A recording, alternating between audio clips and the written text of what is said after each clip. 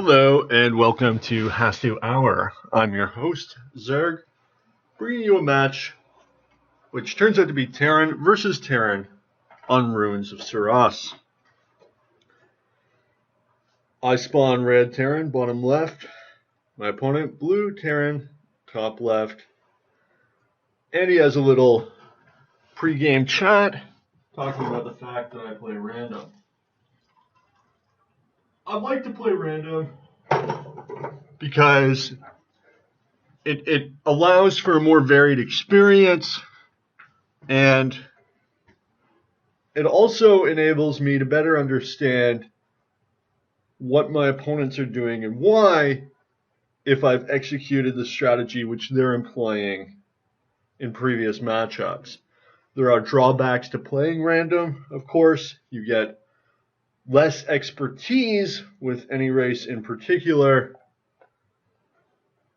and it's very uncommon, if not entirely unknown, for a pro gamer to play random, but it is what it is. So Kissin opens with Command Center first. Nice aggressive build. Not aggressive in the sense of attacking, obviously, but aggressive in the sense of taking a risk. He's going to try to get that early eco advantage. Well, I opt for double gas barracks with factory soon to follow. When my opponent fast expands like this, even before building the most rudimentary tech, you really have no choice but to take some aggressive, in the sense of attacking, action. So I could try going through the front door with Marines and Marauders. I could try some sort of double factory build, such as early Hellion attack with Igniter Flame upgrade. Or I could try a tech threat. Banshee, Raven, perhaps. Although Raven would probably be far too slow. And the Raven's of questionable merit given the recent nerf. Or I could try what I end up trying, which is, not to spoil the suspense or anything, but tank drop. So one of the cool features of Legacy of the Void is that you can actually drop already sieged tanks. Now this comes at a cost. You can only carry one siege tank in your dropship, in your medevac, whereas you can carry two unsieged tanks. You'll see I'm poking with the Marine here. But this is really cool and very frustrating to deal with. I'm not really paying attention to this Marine. I guess I should go in here and fight these workers. But the poke is handled.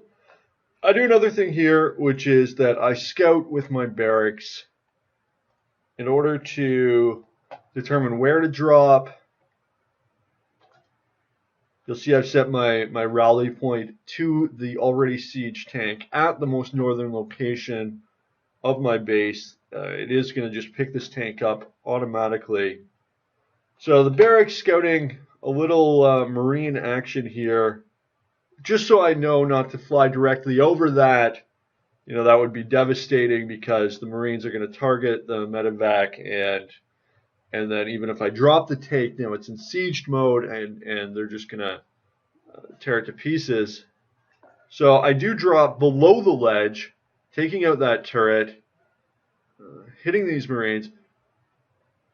Now going onto the base, taking a shot, flying away. The boost, of course, very critical for this maneuver. This can also be upgraded to last 50% longer if you do have a tech lab.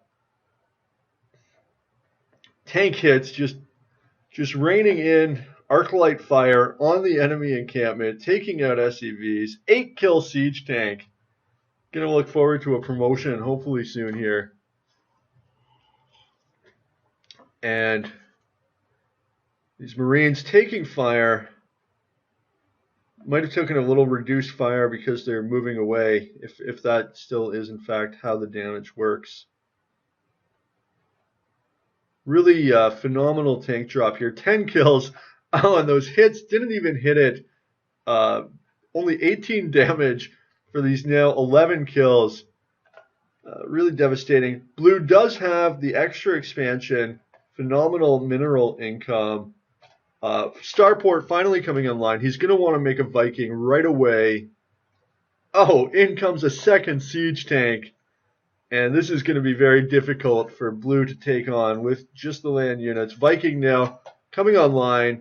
A siege tank of his own. Really, really nice damage here. And you'll see I'm going for a sneak expo in the bottom right. This attack is just probably shouldn't have lifted that tank actually, but oh, and he does get a siege tank kill and some more hits. Another tank, and this it's here we go. Viking online. Medevacs, no choice but to flee, and the unsieged tanks are rolling forward.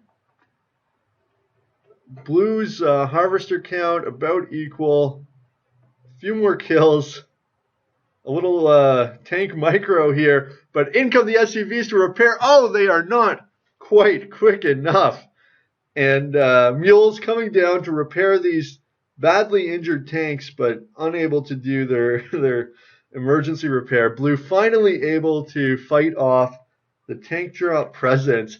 A lone siege tank boldly charging at the blue base. Second base slowly coming online here for myself, for the red Terran.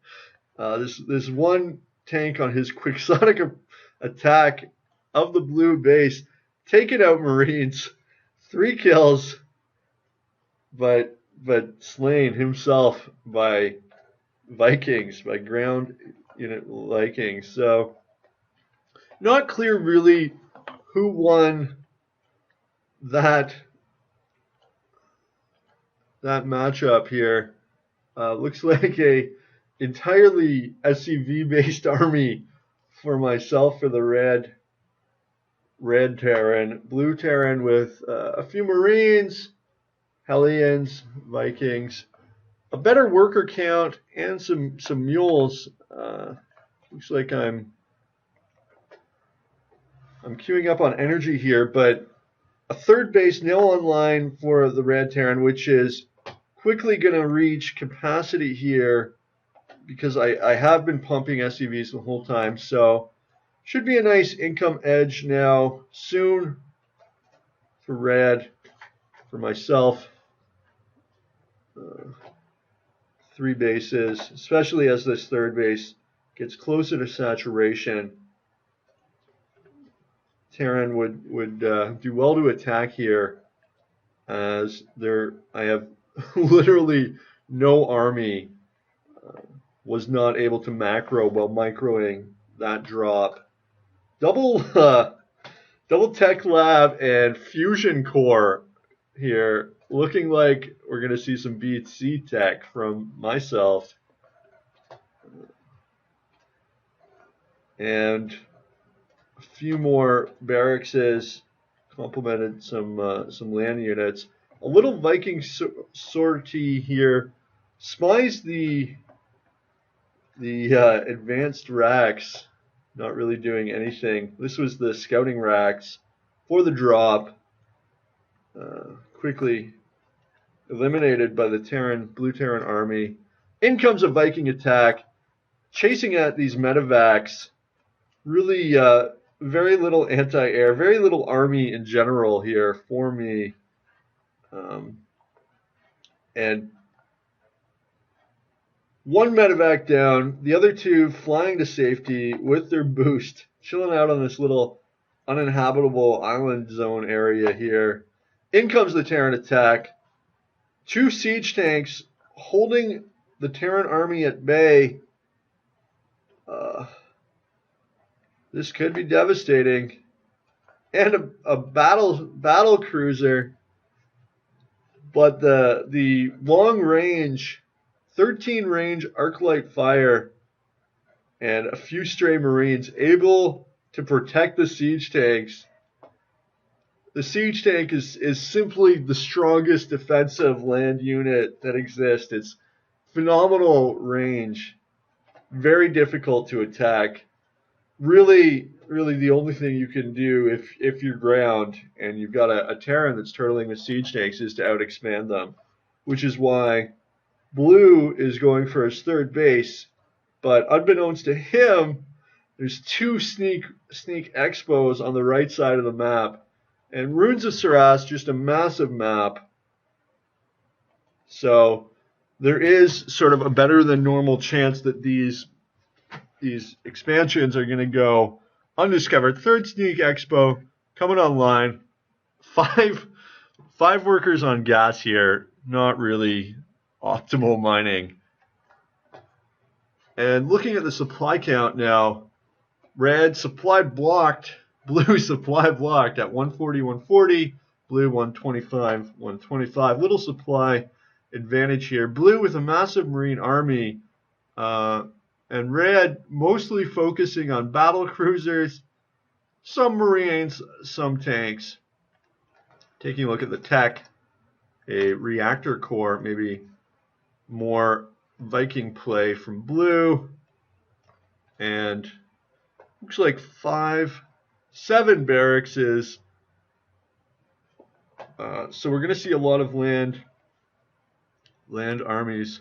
5 expos for red to blue's 3, but looking at the income, not that much higher. There is a slight income edge and a more pronounced harvester advantage. But blue actually right now ahead in mineral income as no doubt a massive mule army comes online. So it's still a very close game. Red with a slight advantage, certainly a tremendous advantage in expansions as the 6th base is going to be taken soon and more command centers being built. So sort of passive stage of the game right now. Nobody attacking. Both sides macroing up.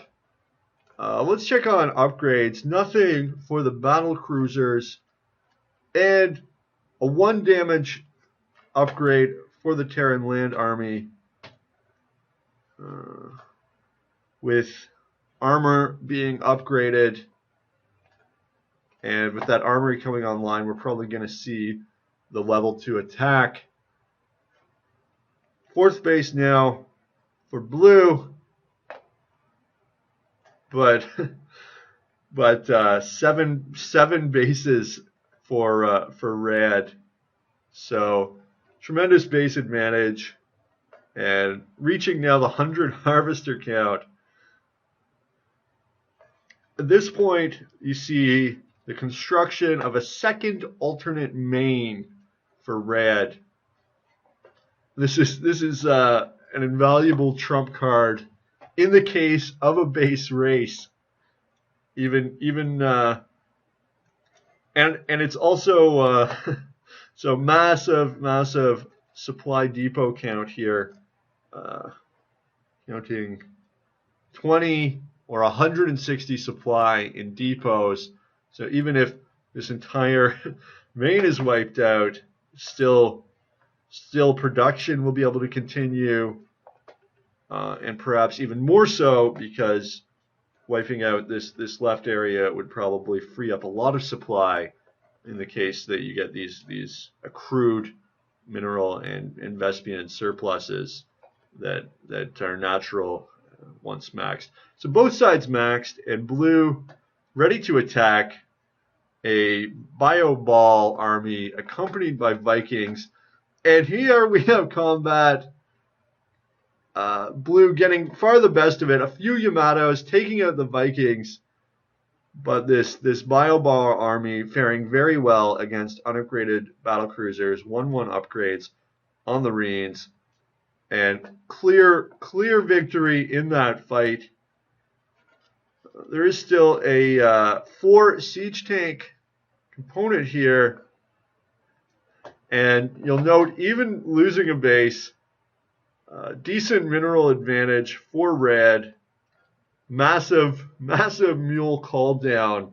We got 1, 2, 3, 4, 5, 6 orbital commands still. Second base falling.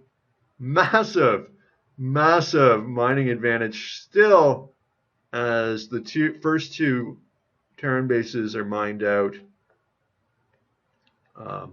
So nice supply advantage for blue here, but those were mostly harvesters that were wiped out. So this is going to allow for the construction of a nice battlecruiser army at the surprise main. And it's going to be a little difficult for blue to push directly in. However, with the medevacs, dropping on the relatively undefended original red main is still an option. Tremendous mineral advantage for red, although how much that helps with the production of a battle cruiser army is uncertain given the 400-300 cost of the battle cruiser. So +1 armor upgraded for the red Terran. A little BC harass here planned of the blue main. Active mineral bases, 1, 2, 3.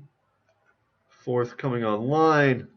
Blue grabbing his third active base at the top right, soon to be saturated. 3 BC harass coming in here. Yamato blasting the turret. He's going to look to take out this armory, try to cancel this Viking ship weapons, and it's gone. In come the Vikings. 1, 2, Yamato blasts. But the Vikings just phenomenal in this Viking on BC matchup here. Extremely cost effective. Higher damage versus armored air.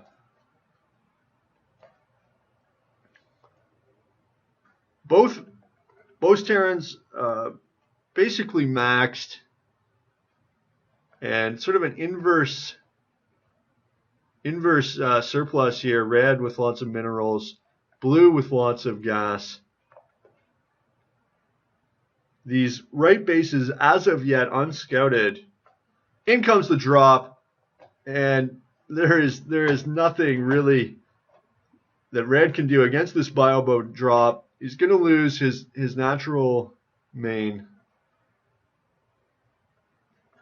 But Marine tank army confronting the drop, doing some damage with these arclot shots. Carnage everywhere. Thor drops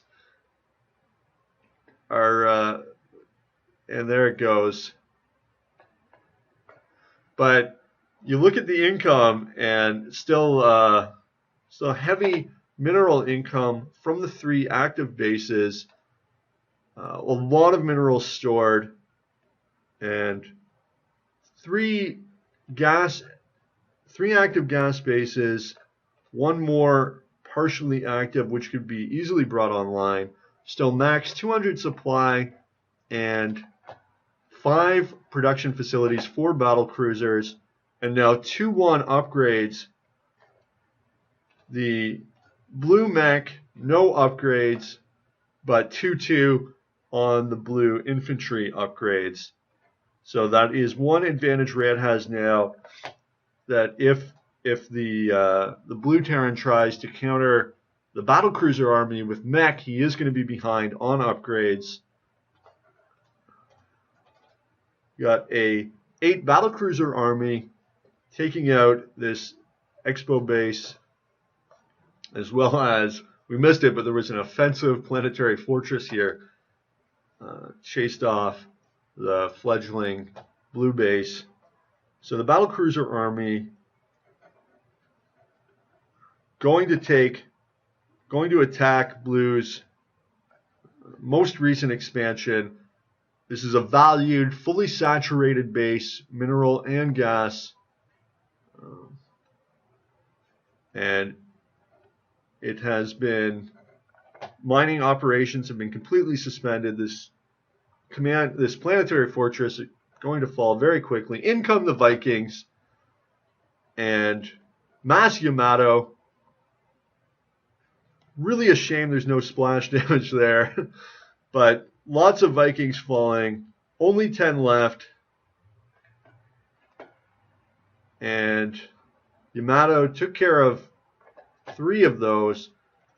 The battlecruiser army almost completely unharmed. 10 battlecruisers defending Red's most forward base. Real gas Vespian problem here for the Red Terran. These 2 bases really need to be brought online for gas. And it looks like Blue is going to try to drop the Rand main. He had scanned this base, which is why I knew to retreat my battle cruisers to defend this base. But it looked like he recognized my plan to defend, decided to go for the most northern base instead, quickly taking out that planetary fortress, and it's going to be able to take this one out before it merges. So battle cruisers, the biggest disadvantage being their incredible slowness, but finally they are going to engage the Bioball army. Thor being taken out by a double Yamato hit, 2 Yamato hits to kill the Thor, and fairly equal supply count. 3-2 upgrades now on the battle cruisers, and these Yamatos, a really effective method of dealing with the Vikings, really limiting the effectiveness of the hit and run. These supply depots being taken out by a drop army, and we have action. Blue Terran pulling out all the stops, including a Raven. Oh, but the Yamato just utterly destroying the Viking fleet. Blue down to 160 supply. Red still basically maxed, losing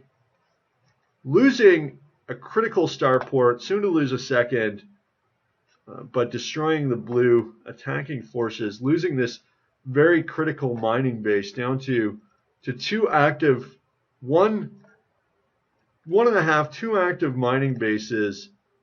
Although with these idle workers, this base can be easily reclaimed, and a massive supply of workers here. Plus Red is still in possession of a 15 battlecruiser army, which is being repaired, and a 6K mineral surplus, which can be used to rebuild expansions, SCVs, and acquire more gas in that roundabout manner. Blue with the opposite surplus, tremendous amounts of gas, given the mineral intensive nature of the Vikings, the 2-to-1, as well as, of course, the mineral intensive nature of the Marines, which he's been pumping all game, the real reason for his gas surplus. So Red's battlecruiser army on the move now. Practically no mineral income, but fairly irrelevant given the surplus. And in comes the attack. Blue running away. Yamato's blasting. Vikings falling quickly. Vikings are, of course, 1 shot killed by the Yamato cannon. And Blue is going to have to do something about this battlecruiser army. Here we go. He is throwing everything at it. Yamato is taking down the Vikings. And the Marines just not a great unit against the armored battlecruiser, especially with the +3 armor.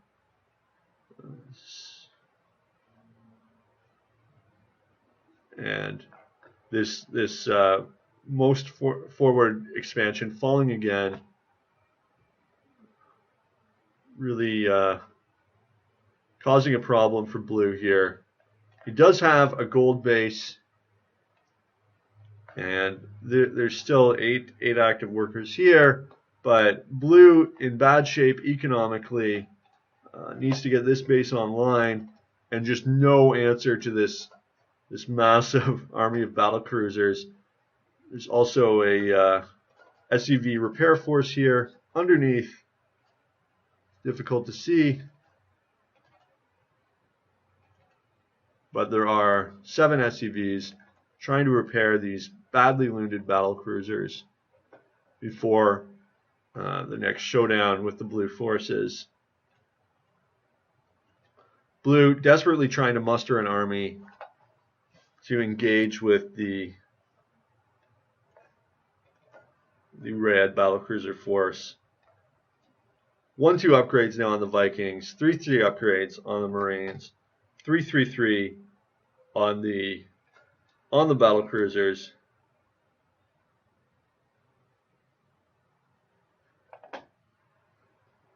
And one more base falls.